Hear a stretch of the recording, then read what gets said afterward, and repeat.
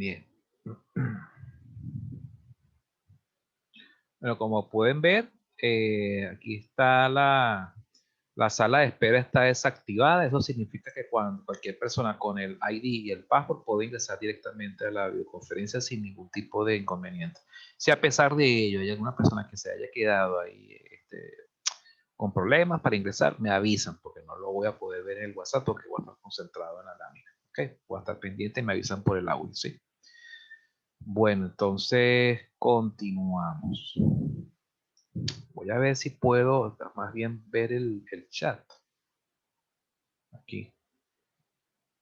A ver si de repente con el chat aquí activado puedo estar pendiente si sale algún mensajito por ahí. Porque es que de verdad.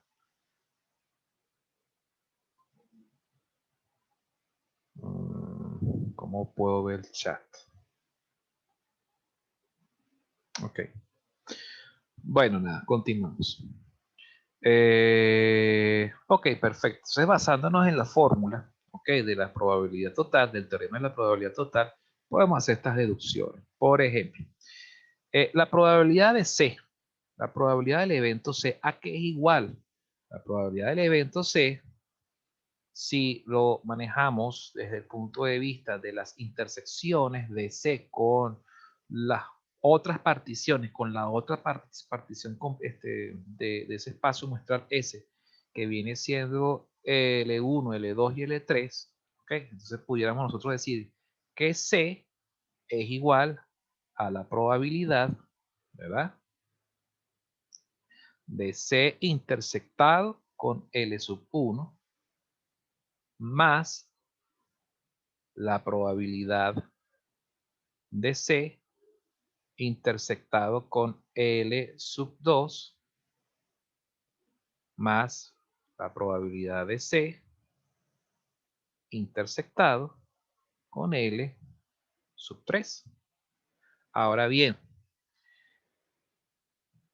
nosotros ya conocemos información sobre C, la probabilidad del evento C, conocemos, porque la acabamos de calcular aquí arriba, ¿verdad? Conocemos la información sobre la probabilidad de C intersectado con L2, que viene siendo esta información que está aquí, y la probabilidad de C intersectado con L sub 3. Si no la conocemos directamente, la podemos deducir con la información que tenemos desgranada de los apartados anteriores. Entonces, aquí, ¿qué es lo que nosotros pudiéramos hacer? Despejar la probabilidad de la intersección de C con L sub 1, que es justamente lo que estamos viendo acá, que sería entonces la probabilidad de C menos esta información que tenemos aquí. Fíjense que tenemos aquí 1 sobre 60 y tenemos esta otra información que acá, que es 7 sobre 30 por Esos 1 dos se sobre... sacaron del enunciado, ¿no, profesor? Por supuesto. Ok. Claro, porque ajá, esta información que está aquí, ¿qué viene siendo? Vamos a limpiar aquí todos los dibujos para poder subir acá. Tenemos la información de, por ejemplo, la 1 sobre 60. ¿Ok? 1 sobre 60. Eso vendría siendo que de cuarto, del enunciado cuarto, nos dice el lote 2, L sub 2, tiene 30 paquetes de tipo B y 10 paquetes de tipo C. ¿Ok? Entonces, de este enunciado, ¿qué podemos nosotros desgranar aquí? ¿O qué podemos deducir acá? Que L intersección B es 1 sobre 20 y L intersección C es 1 sobre 60. Pero ¿cómo podemos llegar a estas probabilidades? Bueno, simplemente me están diciendo, el lote 2 tiene 30 paquetes entre el total de la muestra, que son 600, y el lote 2 tiene 10 paquetes de tipo C entre 600. Bueno, entonces de ahí es que salen, por supuesto, estas probabilidades. 1 entre 20 y 1 entre 60, o lo que es lo mismo, 30 entre 600 y 10 entre 600. ¿Se entendió? De ahí es que salen entonces estas Sí, sí, probabilidades. entendido. ¿Aló? Sí, sí, se entendió. Perfecto. Entonces continuamos. Ahora bien, ¿de dónde sale esta parte de aquí? ¿Cuánto? La intersección de C con L sub 3. Bueno, esto sale, por supuesto, de plantear esta probabilidad. Vamos a ver, esto sería, cuál es la probabilidad de C dado L sub 3? La probabilidad de C dado L sub 3 es igual a una probabilidad condicional, por supuesto, un cociente, donde abajo en el denominador sería la probabilidad de L sub 3 y en el numerador sería la probabilidad, ¿ok?, de C sub 3, o mejor, perdón, C intersectado con L sub 3. ¿Qué se hace aquí? Bueno, se despeja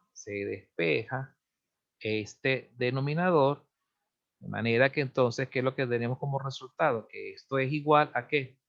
A P, la probabilidad de C dado L sub 3, multiplicado por probabilidad de L sub 3. ¿Sí?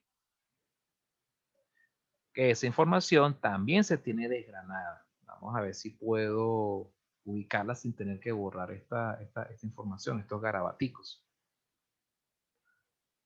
Ajá. Conocemos la probabilidad de L sub 3, nos las dicen en el apartado 3. Y la probabilidad de C dado L3 también nos las dicen. Entonces sabemos que L3, vamos a ver si lo puedo dibujar acá. La probabilidad de L3, ¿cuánto es que vale? 1/2.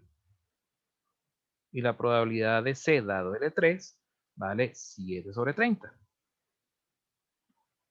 Que eso nos lo dicen directamente en el enunciado. La probabilidad de seleccionar un paquete del lote 3 es 1/2.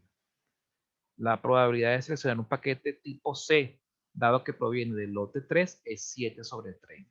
¿Lo ven? Entonces, de ahí es que sacamos esa información.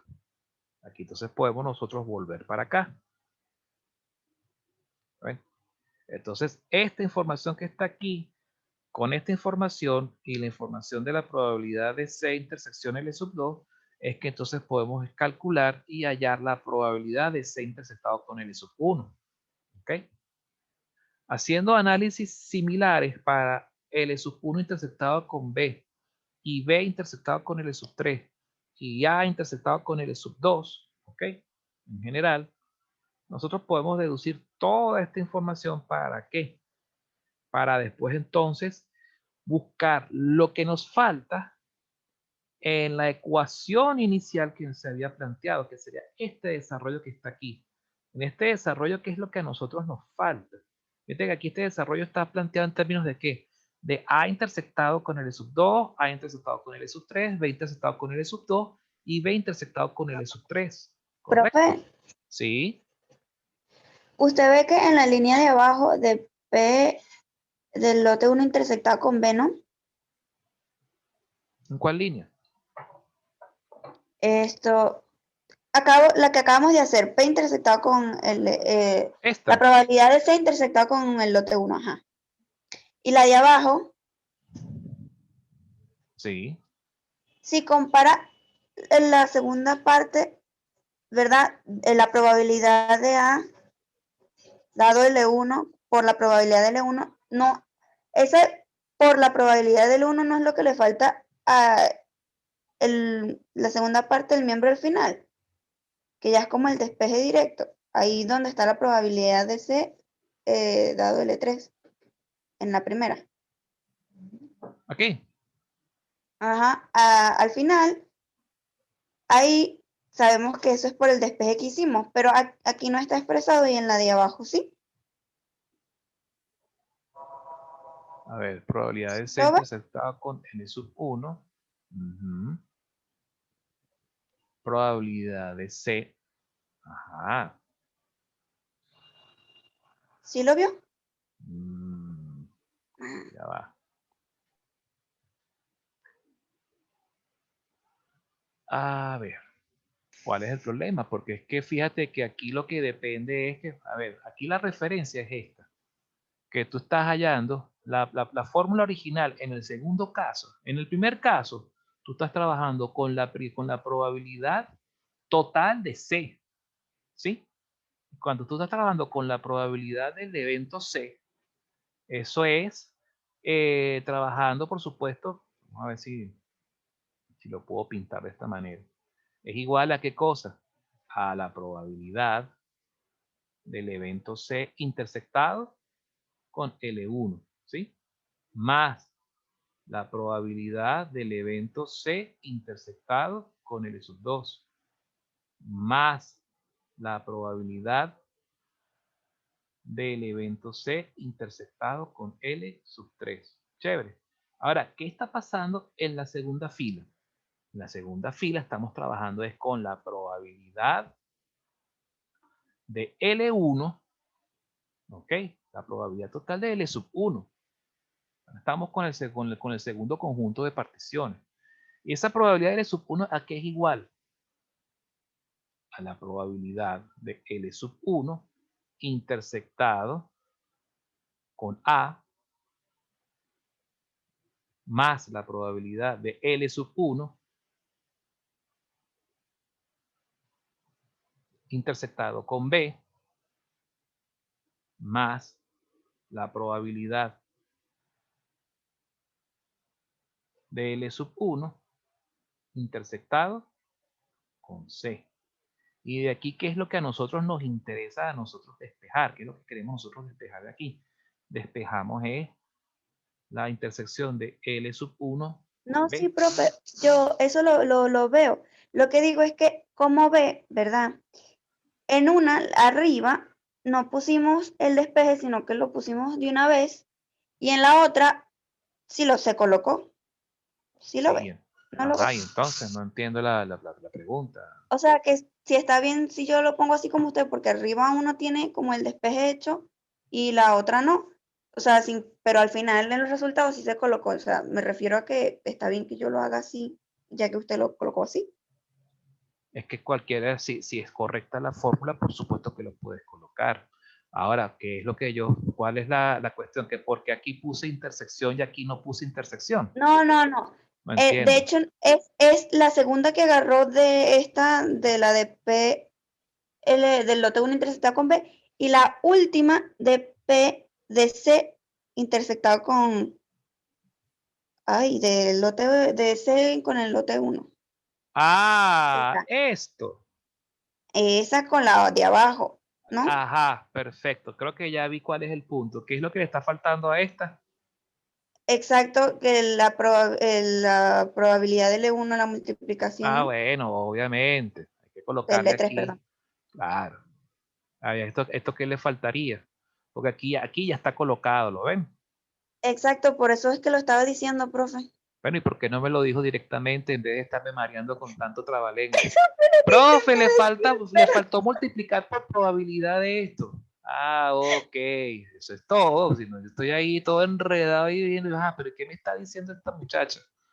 Bueno, está perdón. bien, se coloca. Con todo este pocotón de cosas que hay aquí, obvio que a veces por un error de tipeo se le puede a uno escapar.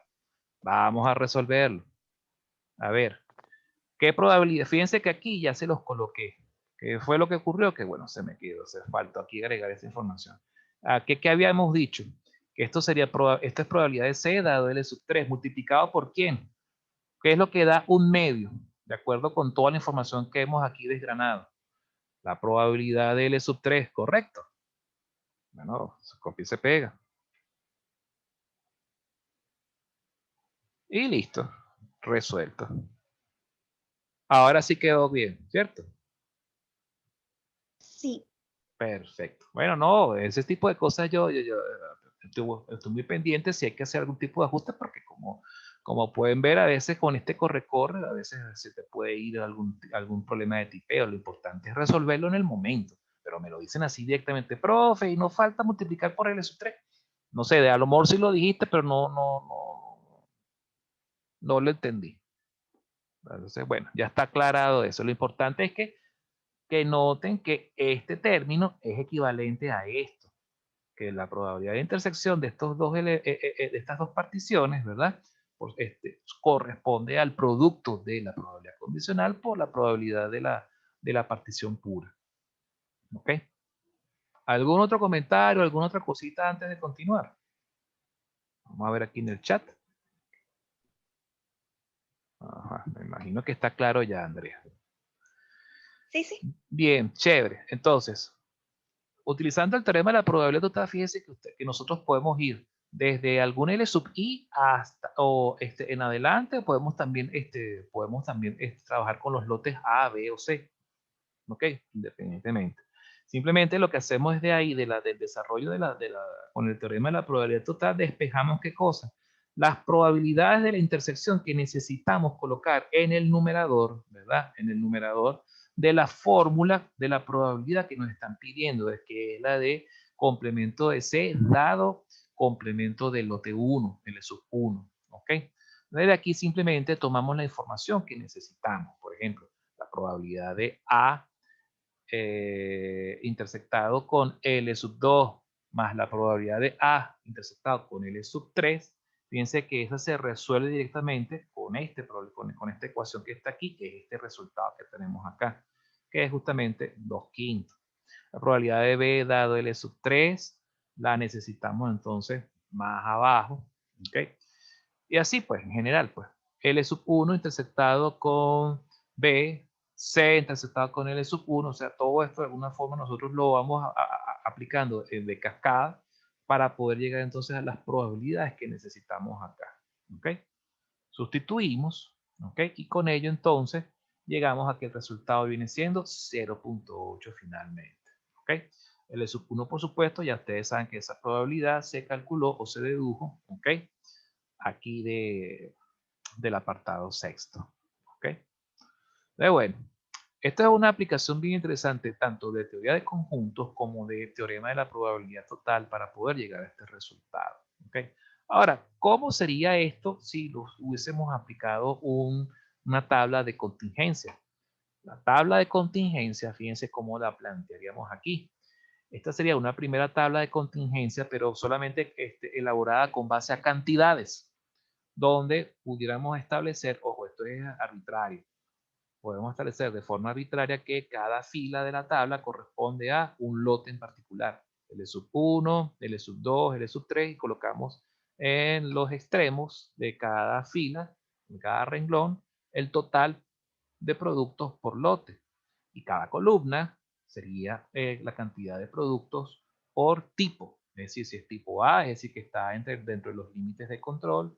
Tipo B está por encima del límite superior de control y tipo C está por debajo o a la izquierda del límite inferior de control. ¿Okay? Y por supuesto, totalizando por tipos. Lo importante es que la sumatoria por tipos sea igual a la sumatoria por lotes y a su vez sea igual al total de productos, ¿ok? En esa muestra que es 600. ¿Bien? Esta sería la primera tabla por contingencia. Donde entonces, ¿qué representa esta celda? La intersección o el total de elementos que pertenecen al conjunto. Intersección de A con L sub 1. Esta sería intersección de B con L sub 1 y esta intersección de C con L sub 2. El total de elementos que están aquí. Si yo quiero saber, por ejemplo, la probabilidad de la intersección de A con L sub 1 o de A con L sub 2 o de A con L sub 3 o en general en cualquier celda, bueno, simplemente es que es lo que nosotros hacemos. Dividimos entre 600. Cualquier celda de estas se divide entre 600 y nos da ¿qué cosa? La probabilidad del conjunto. ¿Okay? Bueno, fíjense que, bueno, aquí tenemos veamos si queremos saber, por ejemplo, la probabilidad del E sub 1 o del E sub 2 o del E sub 3 se agarra si divide 200 entre 600, 100 entre 600, 300 entre 600. La probabilidad de A solamente 380 entre 600. La probabilidad de B 100 entre 600 y así sucesivamente. ¿Okay? Luego entonces, ¿qué se hace posteriormente? Se construyen, por supuesto, probabilidades condicionales. Esta es una matricita sencilla, pero ojo, esto no recomiendo hacerlo en el parcial. Esto yo lo hago más que todo como para deducir las fórmulas o calcular las fórmulas rápidamente. ¿ok? Donde entonces, por ejemplo, aquí uno lo que hace es que, bueno, el cociente de esta probabilidad con esta probabilidad, bueno, me da esto. ¿Qué viene siendo esta información? Esta es la probabilidad de A intersectado con L sub 1, ¿lo ven? Sería el total de elementos en A entre 600. Probabilidad de A entre L sub 2 sería, en este caso, sería A entre 600. Perdón, 600 entre, disculpen, 60 entre 600. Esta probabilidad A intersectado con L sub 3. Entonces, si hacemos clic aquí, sería el total de elementos en esta celda, en la intersección de A con L sub 3, dividido entre el total de elementos del espacio muestral. Y así vamos. ¿Lo ven? Y bueno, cada uno de los elementos que tenemos aquí son simplemente elementos de probabilidades condicionales.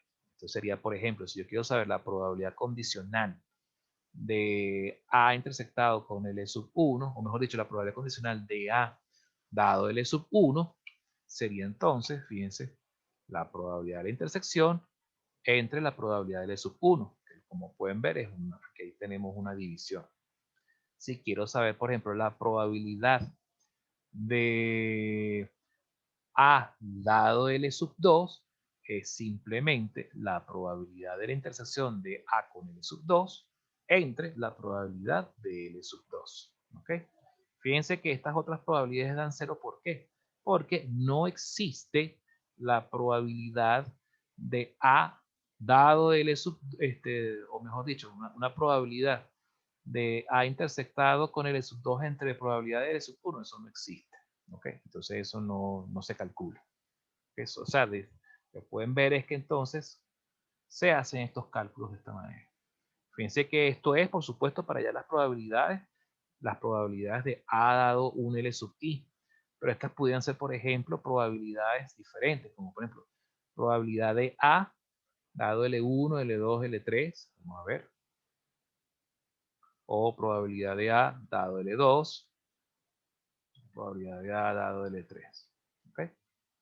Pero bueno, esto realmente es como para que vean un poco cómo podemos relacionar estas probabilidades condicionales. Finalmente, ustedes lo que deberían ser capaces de poder trabajar es con qué cosas, con esta tabla de contingencia y a partir de allí sacar todas las probabilidades que ustedes necesitan.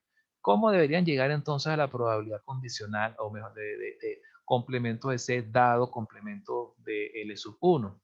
Bueno, como les enseñé en aquel ejercicio de las tesis, pues las tesis, o sea, dependiendo de el tipo de tema o el tipo de empresa donde se está ejecutando dicho trabajo de grado o esos trabajos de grado, ¿ok? Bueno, pueden trabajar con, por ejemplo, haciendo una tabla complementaria, ¿ok? La puedo dibujar por aquí mismo, vamos a ver si puedo más bien llevarme esto por otro lado. Si quieren hallar, por ejemplo, la probabilidad condicional de complemento de C dado complemento de L sub 1, bueno, simplemente lo que se hace es, ¿cuál es el complemento de C en términos de columnas? Complemento de C es la unión de A y B. Por lo tanto, se puede trabajar con dos filas, o perdón, con dos columnas, ¿verdad? Que puede ser, por ejemplo, C, y aquí sería complemento de C. Vamos a meter aquí un símbolo.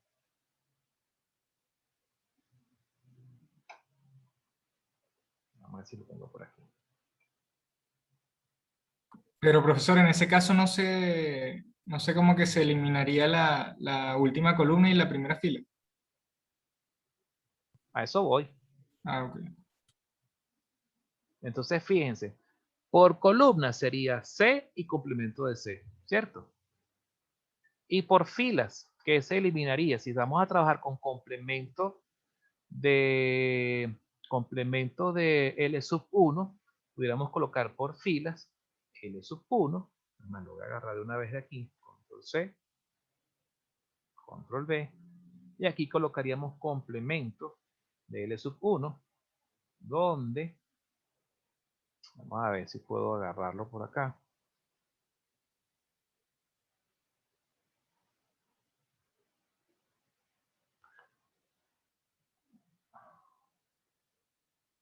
Ajá, ahí lo agarro. Pero entonces aquí lo curioso, lo interesante de hacerlo de esta forma es agarrar y entonces saber, primero, complemento de C cuántos elementos tiene. O mejor dicho, C cuántos elementos tiene, 120. ¿Cuántos elementos tiene complemento de C? La suma de A y B, ¿cierto? Que eso sería 480. De manera que todo tiene que seguir sumando 600, ¿verdad? ¿Y cuántos elementos tiene L sub 1? 200, ¿verdad? ¿Y cuántos elementos tendría complemento de L sub 1? La suma de L sub 2 con L sub 3. ¿Sí o no? 400. ¿Correcto? Entonces, de esta forma, vamos a ver si puedo agarrarlos aquí. ¿Qué es lo que habría que hacer ahora? Saber cuántos elementos hay en C. ¿Cuántos elementos hay en C? Sabemos que en C, dado L sub 1, la intersección de L con L sub 1 sigue siendo 40, ¿no? Y la intersección de C con L sub 2 y L sub 3 vendría siendo ¿qué cosa? La suma de todo esto. ¿Vendría siendo cuánto? Vendría siendo 80. De hecho, si no, también lo podemos ver de otra manera. Sería 120 menos 40, 80. ¿Sí? Y L sub 1, la intersección, aquí fíjense que por complemento también podemos sacar el total de elementos en esta celda, que sería 200 menos 40, ¿cuánto es? Sería 160, ¿no? Y 400 menos 80, ¿cuánto daría eso? Eso daría 320, ¿no? Y listo. ¿Cuál es la probabilidad que nos están pidiendo? Entonces, nos están pidiendo la probabilidad de complemento de C dado L sub 1, dado complemento de L sub 1. Entonces sería cuál columna con cuál fila. Sería esta columna con esta otra columna. ¿Sí? ¿Y cuánto sería entonces el resultado? La probabilidad, ¿cuál sería? Vamos a ver si lo podemos dibujar acá. ¿A qué viene siendo igual la probabilidad de complemento? C complemento dado L sub 1 complemento. ¿Eso a qué viene siendo igual? Viene siendo igual a probabilidad de la intersección de C complemento con L sub 1 complemento dividido entre la probabilidad de ¿quién? De L sub 1 complemento. De acuerdo con esta nueva tabla de contingencia que hemos hecho aquí, ¿cuál es la probabilidad de la intersección de complemento de C con complemento de L sub 1? Es 320, ¿verdad? Dividido entre ¿cuánto? Entre 600. ¿Y cuál es la probabilidad de complemento de L sub 1? Probabilidad del complemento de L sub 1 sería 400, ¿verdad? Vamos a ver. 400 entre 600. Pues agarramos una calculadora y sacamos las cuentas. Obviamente que 600 con 600 se cancela y esta probabilidad vendría siendo entonces ¿qué? 320 entre 400. Toda eso. Saco mi calculadora que tenía archivada. A 0,8, profe. 0,8. Excelente. Que creo, si mal no recuerdo, que es justamente el resultado que obtuvimos mediante teoría de conjuntos. Exactamente, 0,8. ¿Lo ven? Entonces fíjense que por las dos vías podemos llegar. Si de repente ustedes, por supuesto, Para poder trabajar con tablas de contingencia, ustedes tienen, lo más probable es que les van a pedir, o yo les voy a pedir, que trabajen con los complementos. Entonces, ustedes tienen que saber armar la tabla de contingencia con base a los complementos, ¿correcto? Para poder llegar a estos cálculos. Si no, ustedes tienen otra opción. Si realmente no saben llegarle por tabla de contingencia, tienen la opción de llegarle por álgebra de eventos. Y álgebra de eventos también es un camino perfectamente viable. Un poquito más laborioso, pero es muy seguro. ¿Por qué? Porque si saben hacer los despejes correspondientes, llegan exactamente al mismo resultado. ¿Ok? ¿Alguna consulta, alguna duda, alguna inquietud sobre este desarrollo antes de pasar al siguiente ejercicio? No, perfecto, pero podría poner de nuevo la tablita de Excel para revisar algo. Sí. Ojo, yo les diría que no se enrollen mucho la vida con esta tabla de Excel porque esta es para consumo personal mío, único, exclusivo como profesor cuando diseñe el examen. ¿Cuál es la tabla que a mí realmente me interesa que ustedes sepan hacer? Esta que está aquí que les estoy señalando. ¿Ok? Esta es con la que yo voy a hacer mis claves. Esta es la que realmente yo quería mostrarles a ustedes cómo hacer esto. ¿Estamos claros? Claro, claro. Sí, gracias, profesor.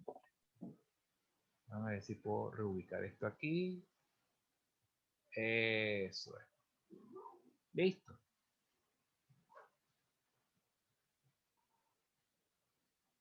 Listo, sí, listo. Muy bien.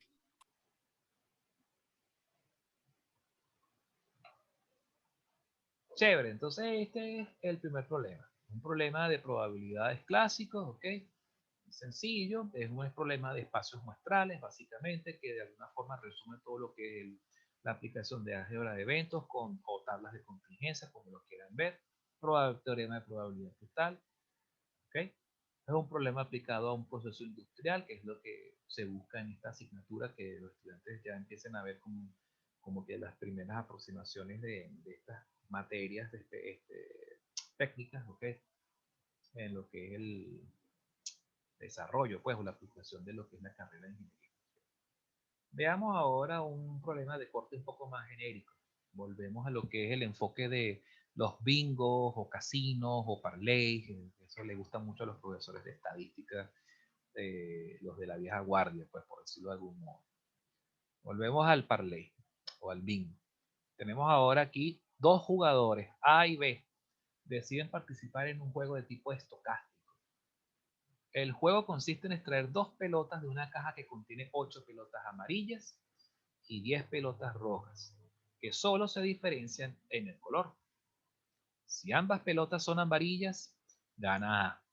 Si ambas pelotas son rojas, gana B. En otros casos, no hay ganador. Para repetir el juego, las pelotas extraídas se devuelven a las cajas, independientemente de en qué partida uno se encuentre. Siempre se devuelven las cajas las pelotas a las cajas. En cada juego impar, el muestreo es sin reposición, mientras que en cada juego par el muestreo será con reposición. Cada vez que un jugador gana, recibe una ficha. Deduzca la probabilidad de que al finalizar el tercer juego, el jugador B haya acumulado más fichas que el jugador A. Primero que nada, aquí hay que tener en claro lo siguiente. ¿A qué llamamos juego impar? ¿Y a qué llamamos juego par? Un juego impar es, por ejemplo, el orden en que se realiza la partida o el juego en sí. Es decir, el primer juego, el segundo juego, el tercer juego, el cuarto juego, o mejor dicho, la primera vez que juegan, la segunda vez que juegan, la cuarta vez que juegan, etc. Es decir, la primera vez, la tercera vez, la quinta vez son juegos impares. La segunda vez, la cuarta vez, la sexta vez son juegos pares. Independientemente si el juego es par o es impar, las pelotas al finalizar cada juego, las pelotas se devuelven a su respectiva caja. ¿Ok? Independientemente. Es decir que en cada realización de juego lo único que va a cambiar es el tipo de muestreo. Si es con reposición o sin reposición.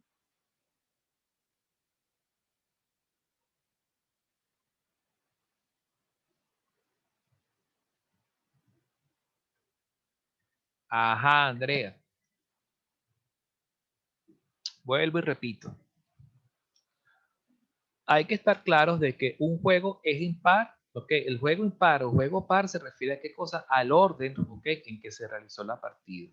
La primera vez que juegan es un juego impar. La segunda vez el juego es el juego par. La tercera vez que juegan es un juego impar. Es decir, la primera, la segunda, la tercera, la cuarta vez. La primera, la tercera, la quinta, ¿ok? Y así sucesivamente son juegos impares. La segunda, la cuarta, la sexta, etcétera, son juegos pares. ¿Se entendió? ¿Estamos claros, Andrea? Bien. Asumo que sí.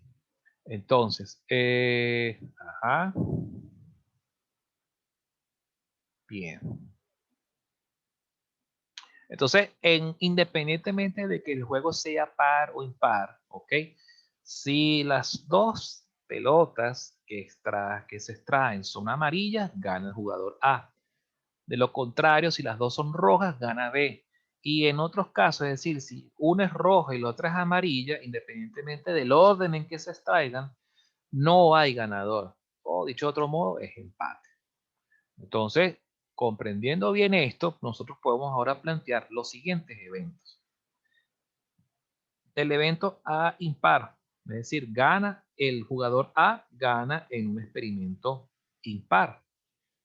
B impar, B gana en un experimento impar o en una jugada impar. NG, no hay ganador. No hay ganador en un experimento impar.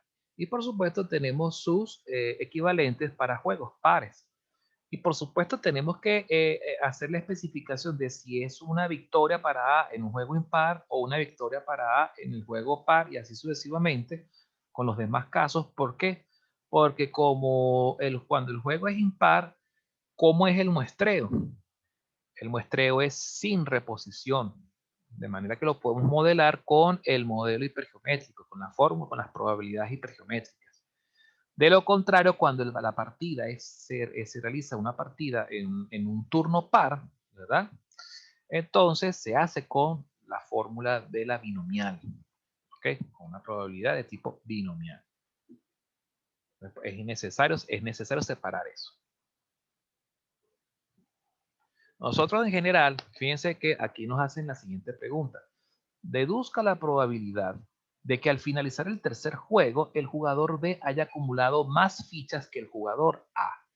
Eso es importante. Cuando el jugador B adquiere una ficha, cuando gana. Fíjense que aquí dice, el juego consiste en extraer 2 pelotas de una caja que contiene 8 pelotas amarillas y 10 pelotas rojas. Ajá, para repetir el juego se devuelve acá. En cada juego impar, el muestreo. Cada vez que un jugador recibe una... A ver. Cada vez que un jugador gana, recibe una ficha. Entonces nos están pidiendo de alguna forma la probabilidad de que el jugador B haya ganado más veces que el jugador A. Pero entonces hay que tener cuidado porque hay que considerar los casos en los que gana más veces B, considerando que en algún momento puede haber ganado A o puede haber ocurrido empates, pero en cualquiera de los casos, ¿ok?